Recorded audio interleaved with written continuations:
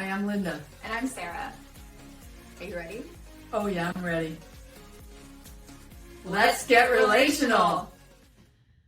Hi, welcome to another episode of Let's Get Relational. Today, we are talking about moving with the storm. A number of years ago, I had been going through some really tough times, and I really needed a vacation. Work had been demanding. I had ended a relationship, and I had booked not an Airbnb, they didn't even exist then, a bed and breakfast, and about 4 hours from where I lived, and there was a hurricane moving up the coast. I lived on the eastern coast of the United States at the time. There was this hurricane moving up the coast, and I thought, let me call the inn, see if they're going to be open. And they said, yeah, we're open. We're welcoming guests. Come on up if you feel safe. So I said, great. I was young. I was maybe around your age, maybe a little bit older.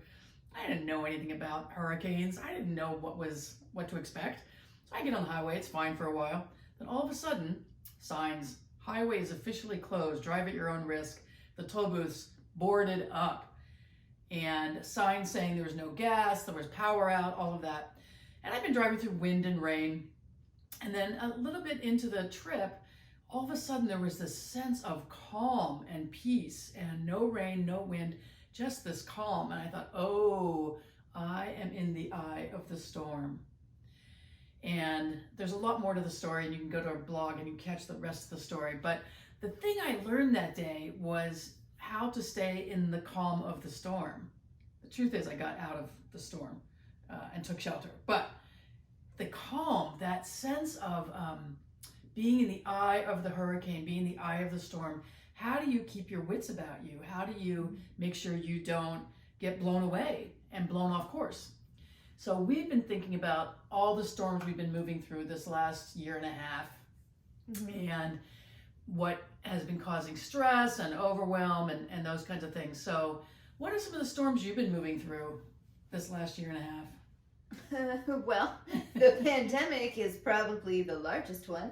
And that's true for a lot of people. The pandemic just completely, took what we knew to be normal and then flipped it upside down, shook it about a lot in a box, and then dumped it out again on the table and was like, here you go.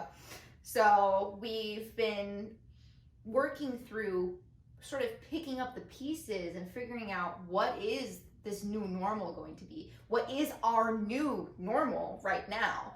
And how do we deal with that and not feel, trapped or uncomfortable or, getting lost in depression for not being able to see people and do the things that we love for so long. And luckily we're now slowly working our way out of it, but it's once again, everyone wants to jump back into what was before the pandemic, but now we're also realizing, okay, are we going to be comfortable with what was before the pandemic? Because the pandemic is still technically in existence, Well, and our lives changed, and a lot of really good ways. I mean, I read an article the other day saying how many people are choosing to resign their jobs and find a job where they can continue to commute from home, work from home, I mean, and that they don't, if they have to go back to the office, they don't want to have that job anymore. And it's like, wow, so in a way, that turned things upside down, but gave people an opportunity. Yeah, it shook things up a lot. And that's the thing. It's like, a storm isn't always a bad thing. The causing chaos isn't always a bad thing because it can open up a new pathway that you weren't willing to look at before. But, it's just realizing when you're in the storm and when you're not in the storm, where is more chaos, where's less chaos. But besides the pandemic, there's also been building this business together that we've been working on. I'm still trying to write a novel. So it's working through doing my best to get myself in a position to be able to put forth the energy that I need to and the focus that I need to on building a business and also doing what I want to do as well. So yeah, and our relationship has changed in a good way, but we certainly have been through some storms on the way to that. Just how do we talk to each other? How do we deal with it when we're frustrated? How do we get clear in our communication with each other? And a lot of our relationships changed too. You know, there were relationships that needed some tending to. There were relationships that have moved on in some ways that I hadn't expected. And so not letting those things take us down and take us out. And I will be the first to admit that a lot of these things did take me down and took me out for a period of time. I was struggling for a while. And it's like, I know all the techniques, I know all the tricks, but everything was changing in my life. And I was just kind of floored at the idea that this many things could change in this period of time. And the business we had built and the people that we were loving working with, their businesses changed because of the pandemic, and we didn't stay on in that other business that we had built. And so now as we look at moving forward, it's taken a lot of time to really pull ourselves up out of where the storm threw us, basically, because we did not find our calm in the storm a number of times. Yeah. And so, you know, looking at it from the perspective that it was clearing a path for us, that it was easy doing the other business we were doing. We loved it and it was easy. We never did anything to market the business. It just, everything came to us. And it gave us the chance to say, well, what do you really want to be doing? You know, one of the questions I often ask people when I used to do sales was, if you only had a couple years left to live on the planet, are you living the way you want to live? Are you where you want to be? Are you with who you want to be? Are you doing the work you want to do? And do you have the kinds of relationships you really crave?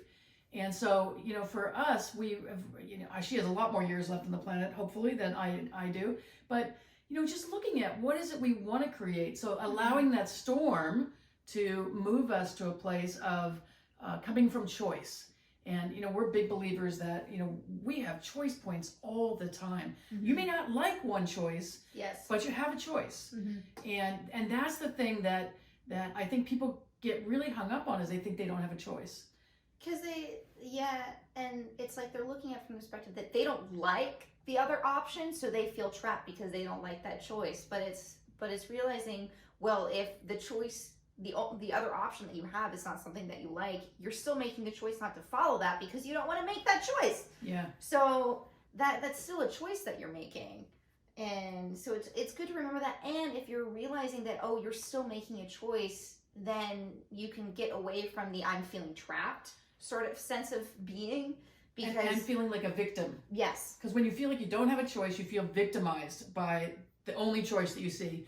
But in reality, you had a choice and you're choosing the better choice. Yeah. And I just love that idea. So what kinds of lessons did you learn during this? I know the ones I learned. Oh, man. Well, one is, I mean, for the pandemic relationship that I had, is that I put a little bit too much of myself into that relationship. And when that finally ended, I had this massive sense of relief of like, wow, I can do the shit I want now. Because my ex needed so much from me, just like emotional, like support wise, because he was going through an incredibly rough time. But I can't be that kind of person. I don't want to be that kind of person. Well, not the beginning of a relationship. Yeah. I mean, that's, I think, the thing that you put in the amount of effort that somebody should put in when they've been in a long-term relationship with somebody. And because stuff does come up, you know, we're not saying don't just run when stuff comes up, but you would put so much energy in so early without realizing how needy he was going to be.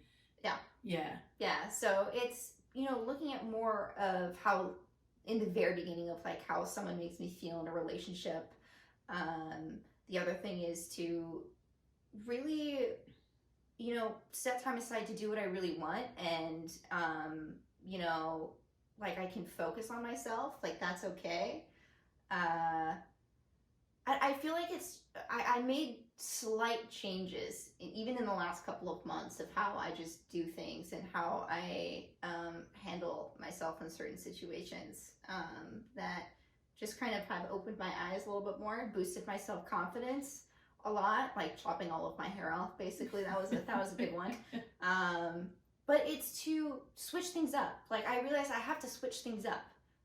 And I had this thought actually earlier today, even where I'm considering moving this year out of my little studio, and I realized part of that is because I know if I stay in that studio, I'm very unlikely to get out of the habit that I've been in, which is not going out of my studio. She's become a little bit too much of a hermit during the I'm naturally a hermit anyway. I'm not a big wanting to go out all the time kind of person, but I had a conversation a very long time ago with a mentor of mine who was like, your home is like your womb. You're treating your home like your womb, where that's your safe space and you don't want to leave it. So you got to figure out like how to move past that. And I'm like, well, I think I need to get out of this spot because I feel I've gotten too used to being in my protective space, and I need a change of scenery to like be able to be more out there in the world, which is what I need to be. And you can take your sense of safety. You can take your womb with you wherever you go. Yes. Yeah. But yeah. Some of the other stuff I feel like we really got was the whole sense of you need to come back to your center. Mm-hmm. You need to come back to that eye of the storm. Just be that calm place and be able to find that place with just small steps. And I think what happens is people, they feel challenged by something and they don't like that. And so all they do is focus on what they're being challenged by. They don't focus on what they want. What do you want differently than this? Here's what's happening. It's happening. Now, you can fight it, which doesn't get you much. Like if I'd stayed and tried to fight that storm, I probably would have been in trouble.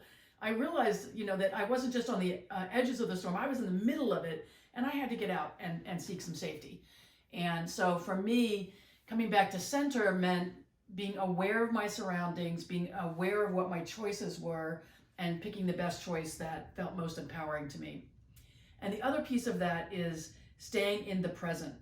And if I'm having fear about what's coming, or if I'm having guilt about what's been, then I am not staying in the present. And staying in the present, usually things are not too bad. Not occasionally they are. If I had stayed in the present in that eye of the storm and didn't pay attention to the fact that I needed to get off the freeway and get some shelter, then I might have been in trouble. So I wasn't futurizing it. I wasn't panicked about being in trouble. I was recognizing where I was staying in the present and determining what I needed to do for my personal safety. It's the same thing with the storms we've been through. No matter what's been coming at us, for us to come back to our center, to stay in the present and keep our eye on the prize of what we want to create. And that, I think, has been the biggest thing for us. And that's what we teach a lot, is keeping your eye on the prize. What do you want? If you and your adult child aren't getting along very well, keep your eye on the prize. What do you really want? And what can you do to change that relationship? You can't change your child, but what can you do about you? I did some work for a few sessions with somebody whose kids wanted her to go to therapy because she was so codependent.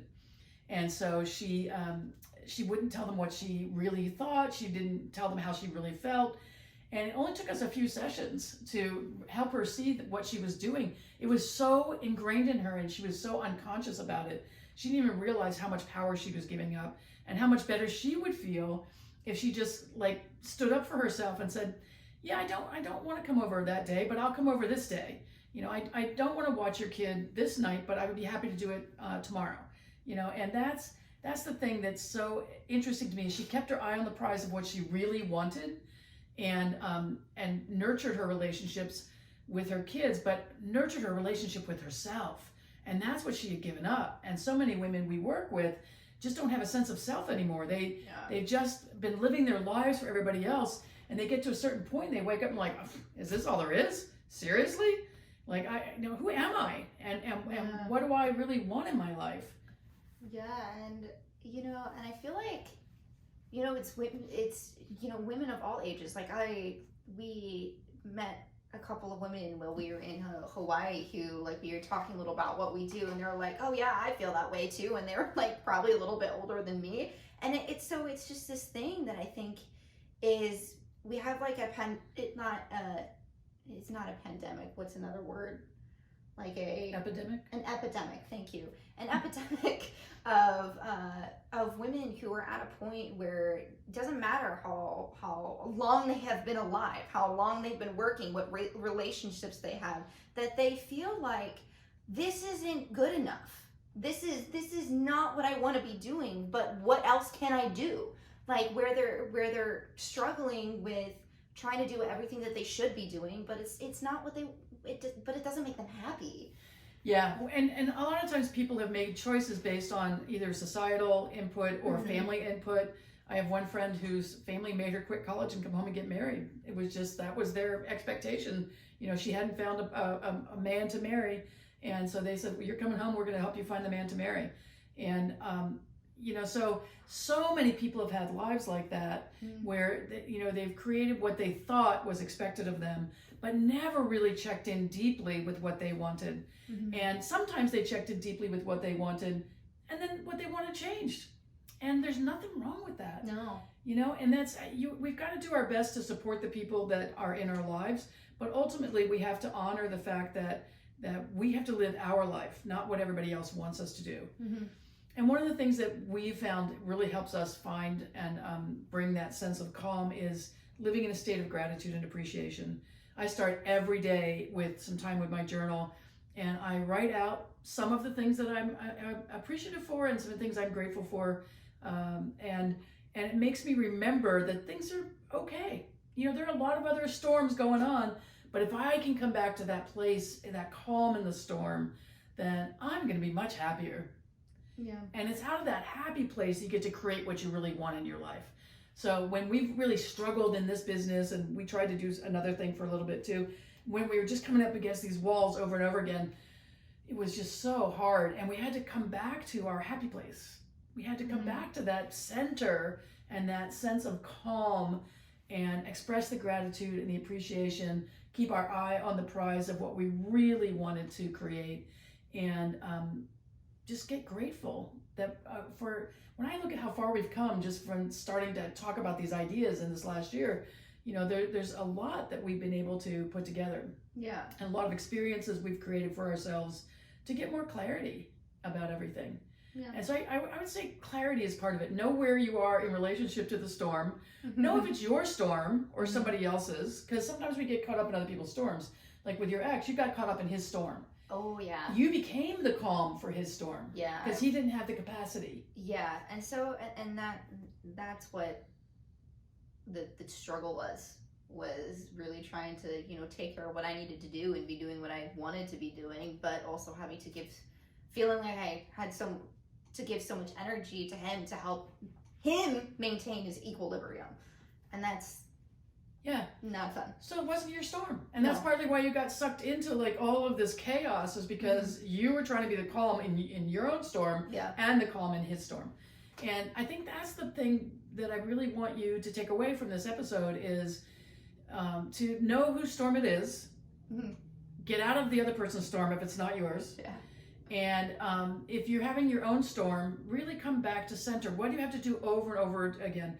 One of our teachers today was saying, you may have to do this 20,000 times a day, but you're going to feel better than if you didn't do it at all. Like, oh, yeah.